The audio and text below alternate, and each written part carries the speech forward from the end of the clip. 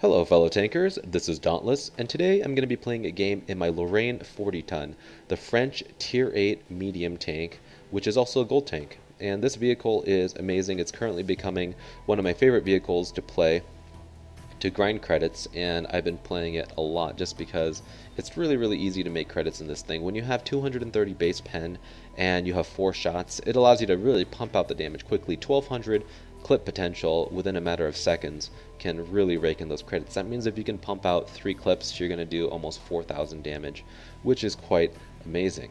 And this allows you to get 100,000 credits quite easily every game, and I'm really happy that I purchased this vehicle kind of on a whim. Anyway, the map today is Swamp, and the lineup is relatively decent. I mean, it's not the greatest matchup for this vehicle because it is a Tier 9 game, but it is better than getting into Tier 10, and the pen and the APCR rounds on this vehicle allow me to there's really nothing on the enemy team that I can't pen reliably, so I'm not too worried about that. In terms of lineup, the enemy has, pretty good players. The T55A and the Super Pershing stand out. And the T55A, I'm not really sure exactly where he's going to play. I'm assuming he's probably going to be down in this area, but he might try to take the hill as well.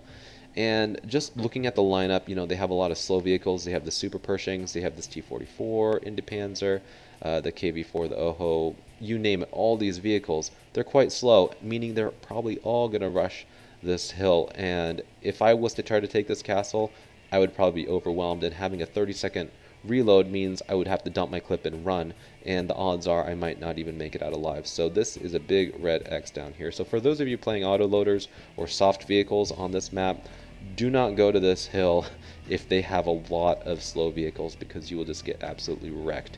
That being said, that only really leaves one option, which is to go to the eastern flank. I don't want to be camping here like a tank destroyer at the very beginning, because I'm not going to have shots until the hill is pretty much gone, meaning I can relocate if I have to.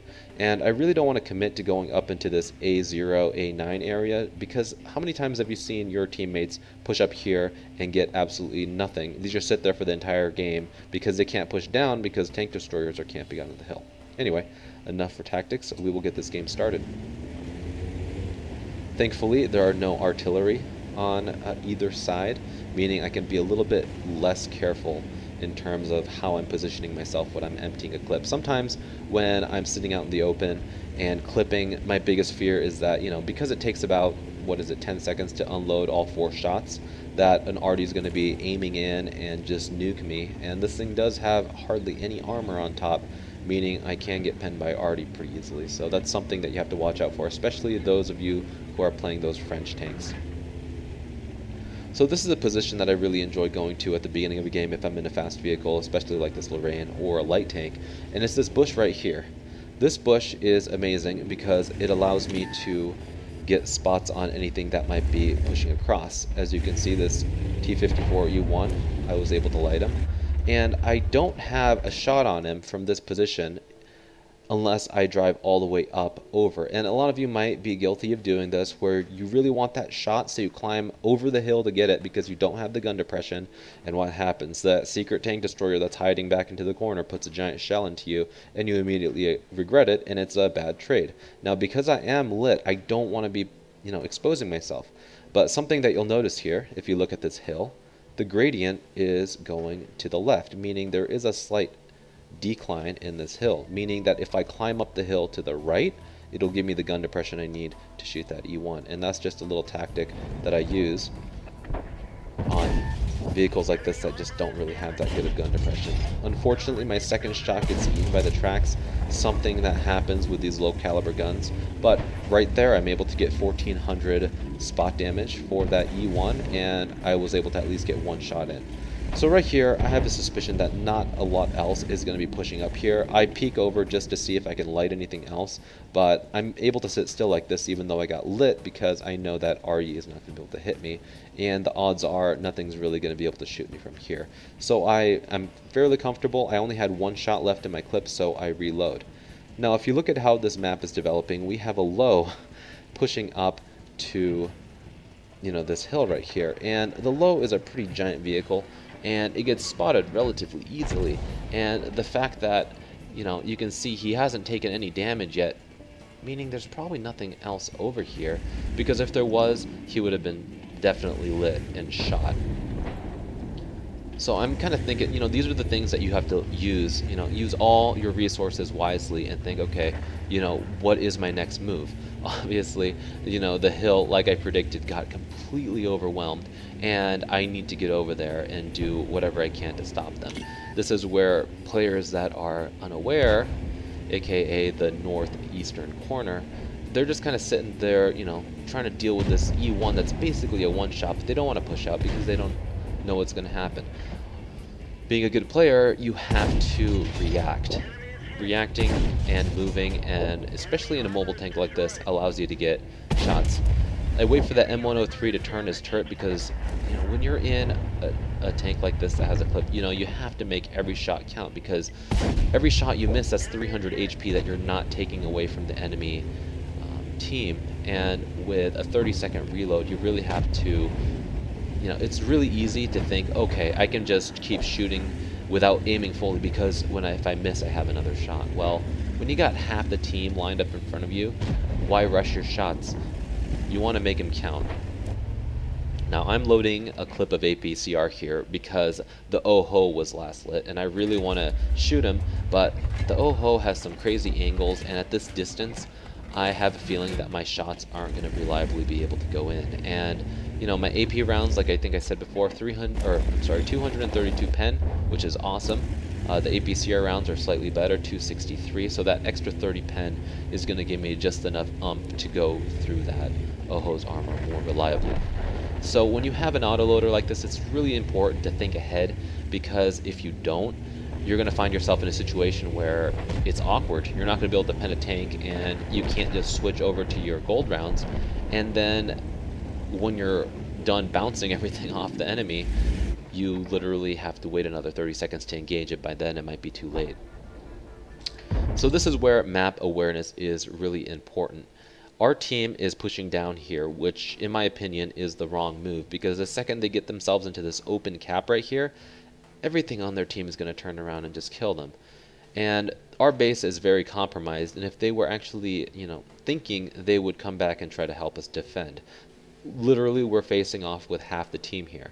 This 704, if you watch him, he is trying to creep up this hill right here, and this is something that you have to be aware of. And another thing I'll say is that this location right here is awesome. It's relatively arty safe. If you get yourself into this little dish, you can prevent yourself from being shot at from anything over on this hill, and it also gives you the gun depression to shoot at enemy vehicles that are coming around.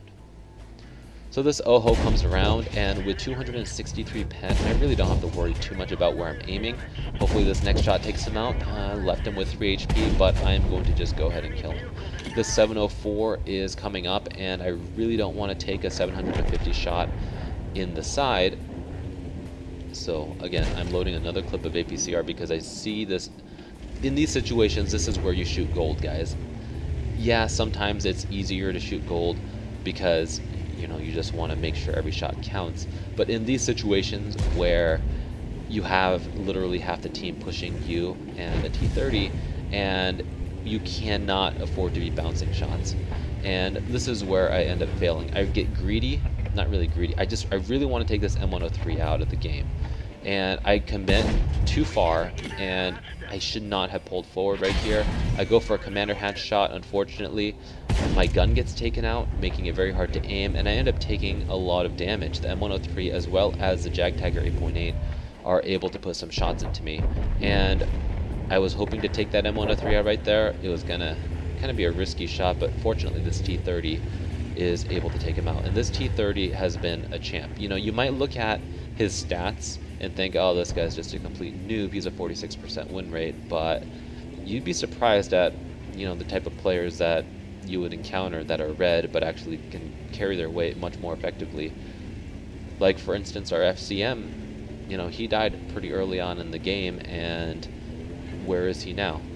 And so anyway, kind of sidetracking here, what exactly am I doing? Am I running away? You bet I'm running away. Being in a soft tank with half my HP, being a one-shot for that Object 704, I really don't want to be sitting out in the open. This Super Pershing is looking at me, he misses, And again, I'm going to pause it really quick to recap. This is where I don't want to be.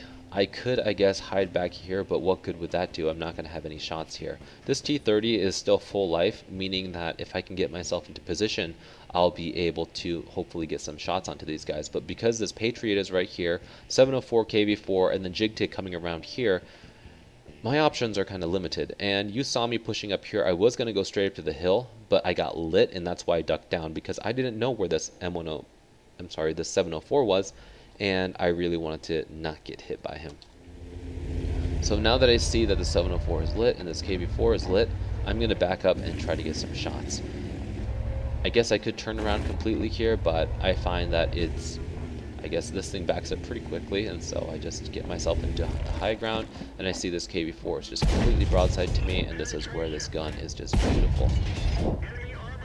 I should have aimed this last shot a little bit more. Unfortunately, the bullet went right over him, and I was not able to take out that KV4, and that's kind of a crucial mistake, guys, because now that KV4 has, 197 HP left, and that T30 has quite the long reload, so, you know, not being able to take those shots out, he's going to have to sacrifice shooting just to kill that that KV4, and this is where those, really aiming is important. So I'm driving around this corner, and I'm going to try to take out this KV4 for our T30. Then I notice that the M103 is also coming around. So again, I'm shooting APCR here. Every shot counts, and hopefully you guys see how important it is to have the right ammo loaded for situations like this, because at this range, that 704, I have to make every shot count. And before I killed that KV4, we were in a 3 versus 8 situation, which, the odds are not that great. But our T30 is fighting like a champ. I guess he has a small gun, and he is really carrying his own. But unfortunately, they still have their T55A as well as their Super Pershing remaining, and you really have to think for a second before this T49 got lit. But what was going through my mind, and the reason I'm kind of semi-turned here and not facing straight downward, is because the T49 was last lit here, and they have a Super Pershing, they have a T55A. Odds are, seeing this T30 brawling here, they're not going to all rush out into the open. But I haven't been lit in a while, and they're probably their best move would be to take this hill and have side shots, because right now you saw me take out that KV4 and shoot that M103 that was right here. Well, if the enemy gets this position, well, they can do the same to our T30. And these are the things, again, that you have to be thinking ahead about. Anyway, this T49 gets lit, and he most likely has the derp gun, which he does, and he has HE loaded.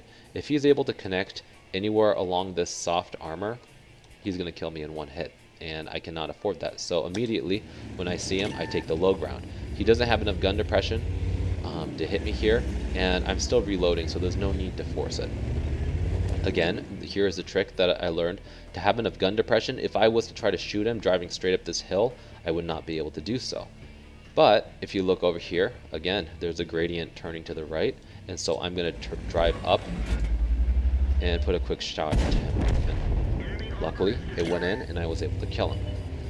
Now our AMX 1390 is pushing up, and this T55A gets lit. Again, I told you that each one of my shells is 300 damage.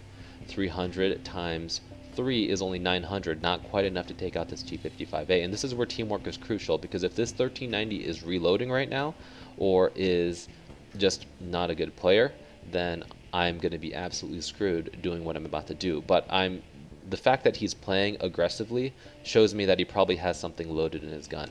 So I know that this has to happen, so I push forward. I don't waste a shot here because he is hull down, and I wait to get around him, and this is where I just auto aim. I have normal rounds loaded, but 230 pen is plenty to get through, and this is where autoloaders shine, where you can really take advantage of that. But he did focus me out. He was trying to take me out, and fortunately our AMX 1390 pushed forward, and I was able to successfully take him out of the game, putting my total damage up to 5k and almost 2,000 assist. Now this JigTig is still almost on full health, and the Super Pershing is about half dead, and I don't know where the other Super Pershing is. But this is where players might think, okay, I'm only on 16 health, I have to sit back and shoot. Well, you would be right, because you can see that this T30 would be coming around this, is coming around towards us, and I tell him right here to fall back. And I tell him that I'm ready to fire. I'm really hoping that one of them would come forward and show me their side. Unfortunately, the Jig Tig is not showing me his side, and I just figure what the heck, I'm going to shoot anyway. Now, I have no idea where the first shot went, but thankfully my second shot connects, my third shot connects, and my fourth shot connects, and then the AMX 1390 is able to take him out. Now, this is where you don't want to be sitting still. He's in a 1 versus 1, but he's a one shot. He's going up against the good player, the blue player, Kosh, or whatever his name is, and I have to reload. If that Super Pershing gets any ballsier and comes forward and just takes the hit, he'll be able to kill him. And the Super Pershing, as you know, has very, very trolly frontal armor, meaning that I need to, he's at like, what, 900 HP. I have to pen him 3 times out of 4, and he'll only have to shoot me once. This is not a good scenario, and so as long as this T30 is alive, I have to make a move. Now, as you see over here, the other Super Pershing gets lit, and thankfully, our 1390 is able to take him out. Now, it's a 3 versus 1. Now, this Super Pershing I know is a good player, and he realizes that he's in a bad situation, and he has to make a move. He has to come forward and take out this T30, or else he's going to get himself in a bad situation. But I take advantage of the fact that he just fired, and again, taking advantage with that autoloader, and we are successfully able to win this game. I ended up getting a Top Gun for that, 6 kills. If I had thought about it, I would have platooned with the AMX 1390 to get that. I don't know if you get crucial contribution with 11 kills. I think it's 12, but I would have at least had Brother in Arms. Hindsight, I should have. He was a champ. Shout out to him. He did a great job in this game. He kind of followed me around, and he supported me when I needed him, and it was really beneficial, or else I would have definitely gotten myself killed with that T55A. And then also shout out to this T30. He did an awesome job holding off a bunch of guys, and we wouldn't have had a successful win without these 2 players. So anyway, teamwork is really important, and also knowing how to read your enemy and relocating is also very important. This game allowed me to get 7,200 damage and again almost 2k spot, which is an awesome result for any tier 8 vehicle, and I just wanted to show you guys this replay because I thought it was a pretty good way of showing you how to play an autoloader effectively. Anyway guys, hopefully you liked this replay. If you did, I'd really appreciate it if you give it a thumbs up down below. It really helps my channel out, and if you haven't already, subscribe to my channel for more content like this in the future. As always guys, thanks for watching, and I'll catch you guys later.